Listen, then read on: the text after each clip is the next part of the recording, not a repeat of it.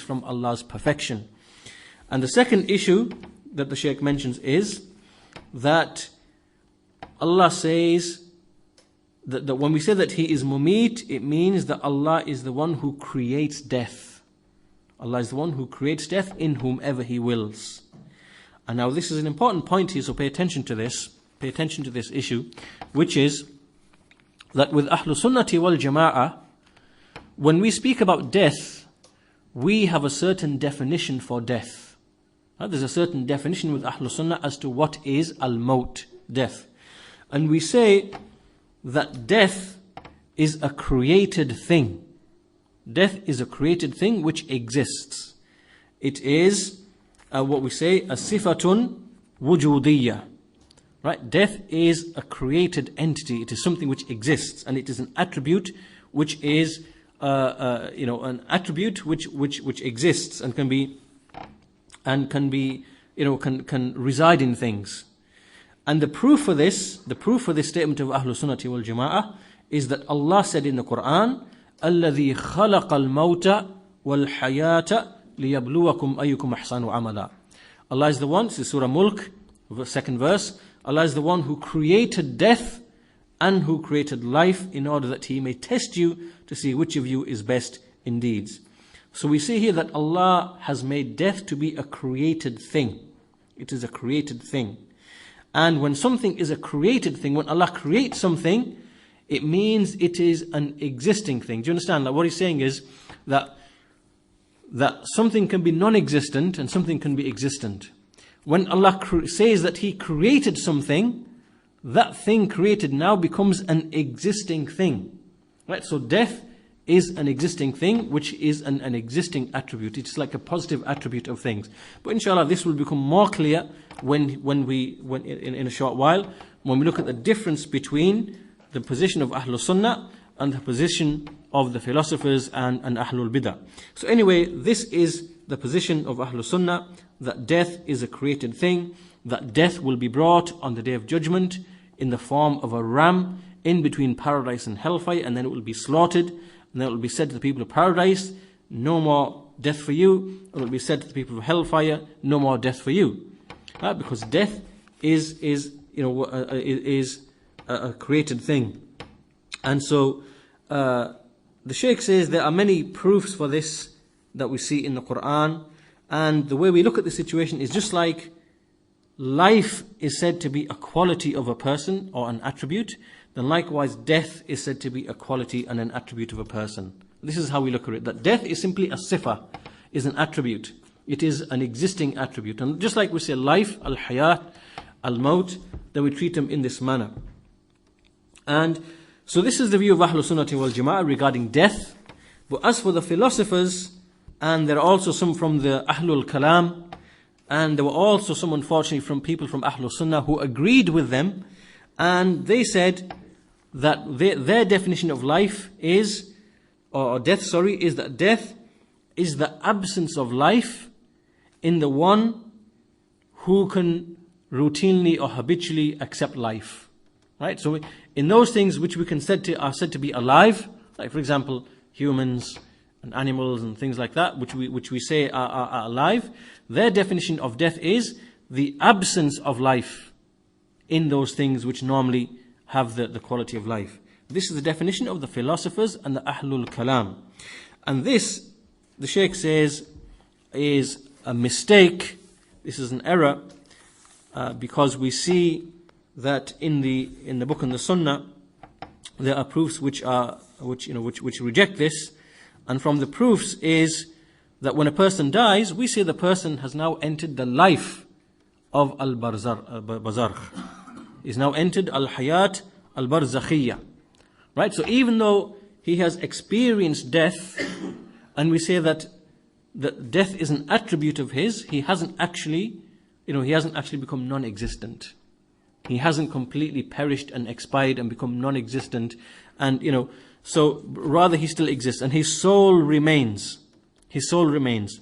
And this is because, as the Shaykh explains, that when we speak of life, life is between the soul and the body. The soul and the body. So life is connected to the soul and it is connected to the body.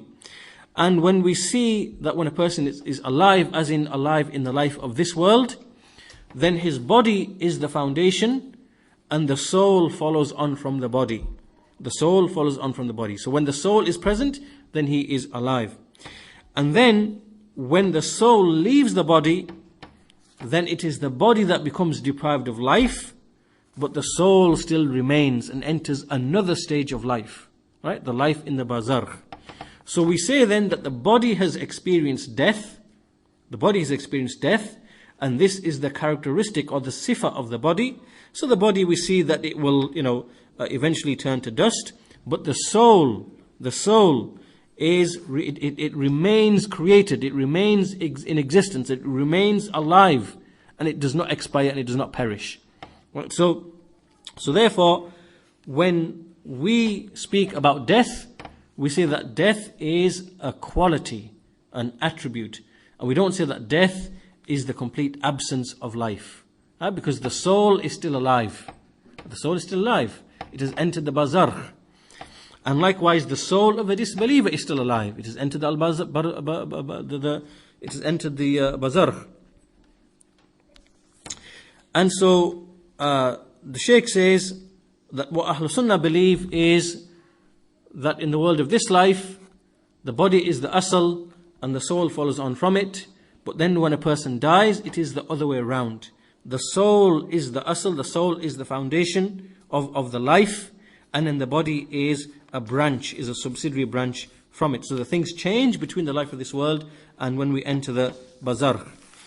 And so the Shaykh says that the proof for the correctness of this view is the evidence that we've already looked at. We already looked at the evidence when Allah said, الَّذِي خَلَقَ الْمَوْتَ وَالْحَيَاةَ, that Allah created death and He created life, in order that He may test you to see which of you is best indeed. So He put death before life. He put death before life. And so this is the second issue the Shaykh discusses. And so this is important to bear in mind, the difference between Ahlul Sunnah and Ahlul Bid'ah, in that the way that we look at death, al-maut, and we treat it as if it is a created thing. Allah creates it just like He creates other things. And so when Allah creates death in a person, basically He has, it doesn't mean that He's caused him to disappear and expire. Rather, He's just changed his state and condition and given him the attribute of death. Right? Even though he still has life, the soul still has life. Whereas the definition with the philosophers and Ahlul Sunnah is that they say death means the complete absence of life in that which normally, receives life. Anyway, that's the second point. And the third point that the Shaykh mentions here, that this death that Allah speaks of, that Allah is, that Allah gives death, then this applies to every single thing. I mean that every single thing is subject to death. Allah says, كُلُّ شَيْءٍ حَالِكٌ إِلَّا وَجْهَهُ, that everything will perish except His face. So everything upon which death has been written and prescribed, then it will definitely perish. Because Allah said, كُلُّ شَيْءٍ, Allah said every single thing. And so we see in the Quran, Allah mentioning in the verse that we mentioned earlier on, وَنُفِخَ فِي السُّورِ فَصَائِقَ مَنْ فِي السَّمَاوَاتِ وَمَنْ فِي الْأَرْضِ إِلَّا مَنْ شَاءَ اللَّهِ ثُمَّ نُفِخَ فِيهِ أُخْرَى فَإِذَا هُمْ قِيَامٌ يَنْظُرُونَ, that the trumpet will be blown, and everyone upon the heavens and the earth will swoon and will perish, except those whom Allah wills. Now Allah made an exception here, and we will discuss the exception in a short while.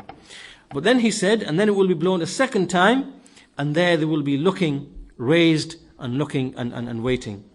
And so this exception that Allah made in this verse, إِلَّا مَنْ شَاءَ اللَّهِ, that everyone will perish in the heavens and earth except the ones whom Allah wills, then we see that the people of knowledge, the scholars, have differed as to what is the interpretation of this.